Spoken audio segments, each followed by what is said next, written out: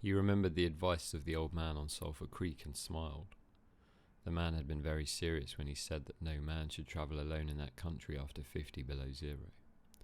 Well, here he was. He had had the accident, he was alone, and he had saved himself. Those old men were rather womanish, he thought. All a man must do was to keep his head, and he was all right. Any man who was a man could travel alone. But it was surprising, the rapidity with which his face and nose were freezing. And he had not thought his fingers could lose their feeling in so short a time. And without feeling they were, because he found it very difficult to make them move together to grasp a stick. They seemed far from his body and from him. When he touched a stick, he had to look to see whether or not he was holding it. All of which mattered little. There was the fire, promising life with every dancing flame. He started to untie his moccasins. They were coated with ice. The thick socks were like iron almost to the knees. The moccasin strings were like ropes of steel. For a moment he pulled them with his unfeeling fingers, then, realizing the foolishness of it, he grasped the knife. But before he could cut the strings it happened. It was his own fault, or instead his mistake. He should not have built the fire under the pine tree. He should have built it in an open space, but it had been easier to pull the sticks from the bushes and drop them directly on the fire. Now the tree under which he had done this carried a weight of snow on its branches. No wind had been blowing for weeks, and each branch was heavy with snow. Each time he pulled a stick, he shook the tree slightly. There had been just enough movement to cause the awful thing to happen. High up in the tree, one branch dropped its load of snow. This fell on the branches beneath. This process continued, spreading throughout the whole tree. The snow fell without warning upon the man and the fire was dead. Where it had burnt was a pile of fresh snow. The man was shocked. It was like hearing his own judgment of death. For a moment he sat and stared at the spot where the fire had been. Then he grew very calm. Perhaps the old man on Sulphur Creek was right. If he had a companion on the trail, he would be in no danger now. The companion could have built the fire. Now he must build the fire again, and this second time he must not fail. Even if he succeeded, he would be likely to lose some toes. His feet must be badly frozen by now, and there would be some time before the second fire was ready. Such were his thoughts, but he did not sit and think them. He was busy all the time they were passing through his mind. He made a new foundation for a fire, this time in the open space where no tree would be above it. Next he gathered dry grasses and tiny sticks. He could not bring his fingers together to pull them out of the ground, but he was able to gather them by the handful. In this way he also got many pieces that were undesirable, but it was the best he could do. He worked carefully, even collecting an armful of the larger branches to be used later when the fire gathered strength. And all the while the dog sat and watched him. There was an anxious look in its eyes, because it depended upon him as the fire provider, and the fire was slow in coming. When all was ready, the man reached in his pocket for a second piece of tree bark. He knew the bark was there, although he could not feel it with his fingers. He tried again and again, but he could not grasp it. And all the time in his mind he knew that each instant his feet were freezing. This thought alarmed him, but he fought against it and kept calm. He pulled on his mittens with his teeth and began swinging his arms. Then he beat his hands with all his strength against his sides. He did this while he was sitting down. Then he stood up to do it. All the while the dog sat in the snow, its tail curled warmly over its feet, and its sharp wolf ears bent forward as it looked at the man. And the man, as he waved his arms and hands, looked with longing at the creature that was warm and secure in the covering provided by nature. After a time he began to notice some feeling in his beaten fingers. The feeling grew stronger until it became very painful, but the man welcomed the pain. He pulled the mitten from his right hand and grasped the tree bark from his pocket. The bare fingers were quickly numb again. Next he brought out his pack of matches, but the awful cold had already driven the life out of his fingers. In his efforts to separate one match from the others, the whole pack fell in the snow. He tried to pick it out of the snow, but failed. The dead fingers could neither touch nor hold. Now he was very careful. He drove the thought of his freezing feet and nose and face from his mind. He devoted his whole soul to picking up the matches. He followed the movement of his fingers with his eyes, using his sense of sight instead of that of touch. When he saw his fingers on each side of the pack, he closed them.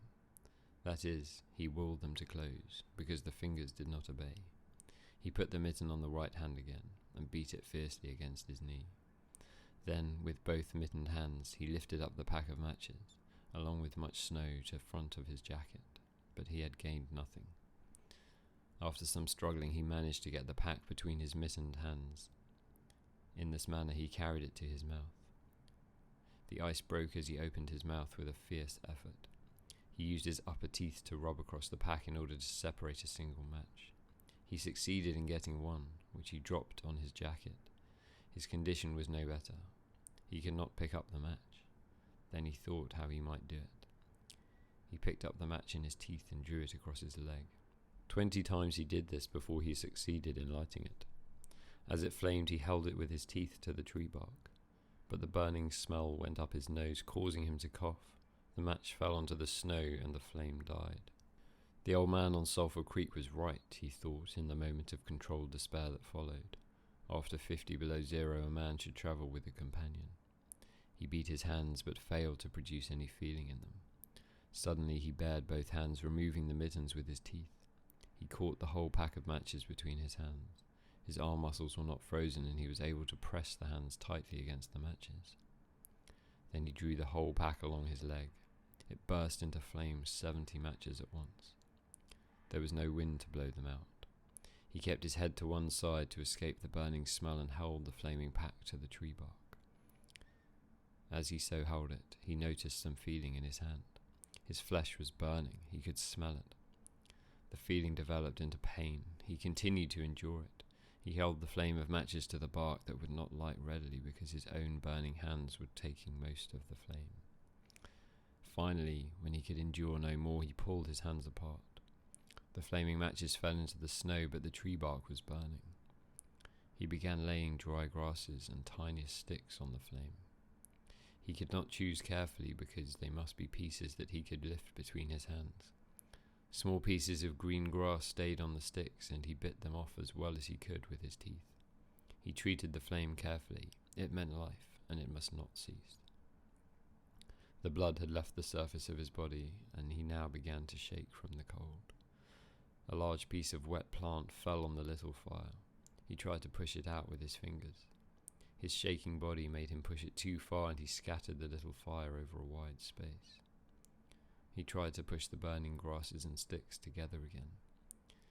Even with the strong effort that he made, his trembling fingers would not obey, and the sticks were hopelessly scattered.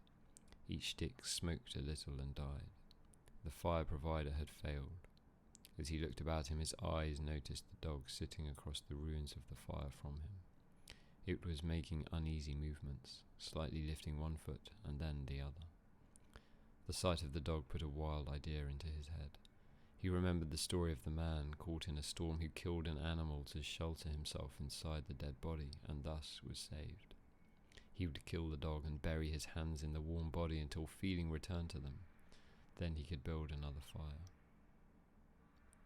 He spoke to the dog, calling it to him, but in his voice was a strange note of fear that frightened the animal.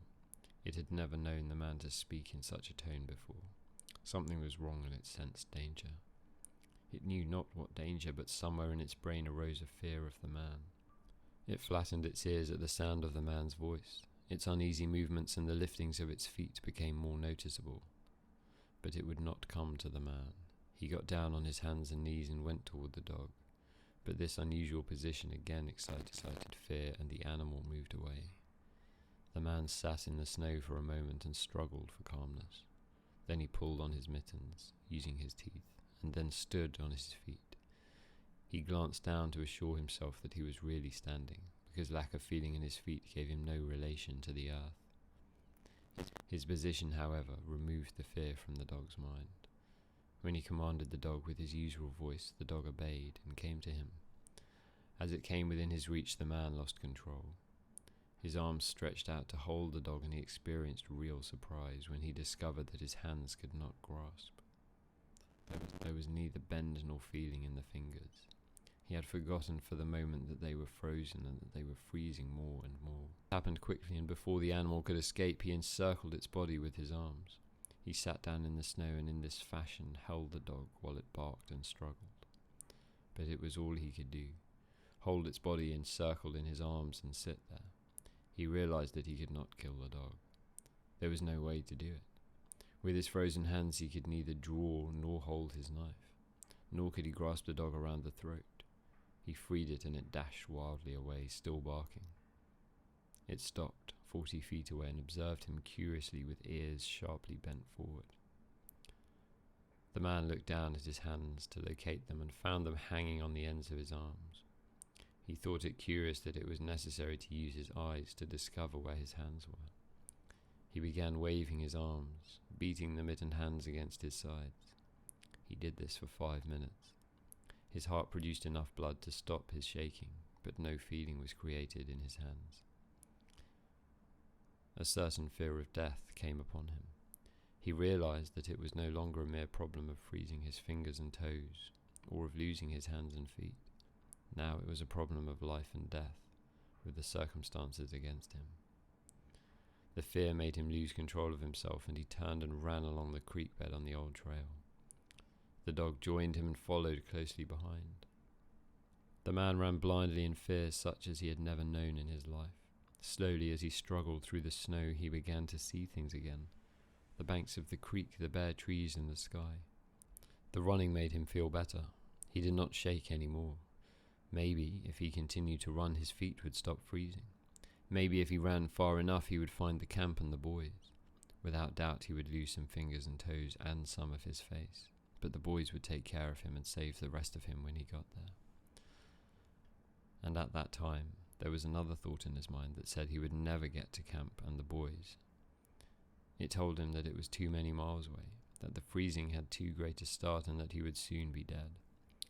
He pushed this thought to the back of his mind and refused to consider it. Sometimes it came forward and demanded to be heard, but he pushed it away and tried to think of other things. It seemed strange to him that he could run on feet so frozen that he could not feel them when they struck the earth and took the weight of his body. He seemed to be flying along above the surface and to have no connection with the earth. His idea of running until he arrived at camp and the boys presented one problem. He lacked the endurance. Several times he caught himself as he was falling. Finally he dropped to the ground, unable to stop his fall. When he tried to rise, he failed. He must sit and rest, he decided. Next time he would merely walk and keep going. As he sat and regained his breath, he noted that he was feeling warm and comfortable. He was not shaking, and it even seemed that a warm glow had come to his body. And yet, when he touched his nose or face, there was no feeling. Running would not bring them to life, nor would it help his hands and feet. Then the thought came to him that the frozen portions of his body must be increasing. He tried to keep this thought out of his mind and to forget it. He knew that such thoughts caused a feeling of fright in him, and he was afraid of such feelings. But the thought returned and continued until he could picture his body totally frozen. This was too much, and again he ran wildly along the trail. Once he slowed to a walk, but the thought that the freezing of his body was increasing made him run again. And all the time the dog ran with him at his heels. When he fell a second time, the dog pulled its tail over its feet and sat in front of him, facing him, curiously eager. The warmth and security of the animal angered him. He cursed it until it flattened its ears. This time shaking because of the cold began more quickly. He was losing his battle with the frost. It was moving in his body from all sides. This thought drove him forward, but he ran more than 100 feet when he fell headfirst. It was his last moment of fear. When he had recovered his breath and his control, he sat and thought about meeting death with dignity. However, the idea did not come to him in exactly this manner. His idea was that he'd been acting like a fool. He'd been running around like a chicken with its head cut off. He was certain to freeze in his present circumstances, and he should accept it calmly. With this newfound peace of mind came the first sleepiness. A good idea, he thought, to sleep his way to death. Freezing was not as bad as people thought. There were many worse ways to die. He pictured the boys finding his body the next day. Suddenly he saw himself with them, coming along the trail and looking for himself. And, still with them, he came around a turn in the trail and found himself lying in the snow. He did not belong with himself anymore. Even then he was outside of himself, standing with the boys and looking at himself in the snow. It certainly was cold, was his thought, When he returned to the United States, he could tell the folks what real cold was. His mind went from this to the thought of the old man of Sulphur Creek. He could see him quite clearly, warm and comfortable and smoking a pipe. "You were right, old fellow, you were right," he murmured to the old man of Sulphur Creek. Then the man dropped into what seemed to him the most comfortable and satisfying sleep he had ever known. The dog sat facing him and waiting. The brief day ended in a long evening. There were no signs of a fire to be made. Never in the dog's experience had it known a man to sit like that in the snow and make no fire. As the evening grew darker, its eager longing for the fire mastered it. With much lifting of its feet, it cried softly. Then it flattened its ears, expecting the man's curse, but the man remained silent. Later the dog howled loudly, and still later it moved close to the man and caught the smell of death. This made the animal back away.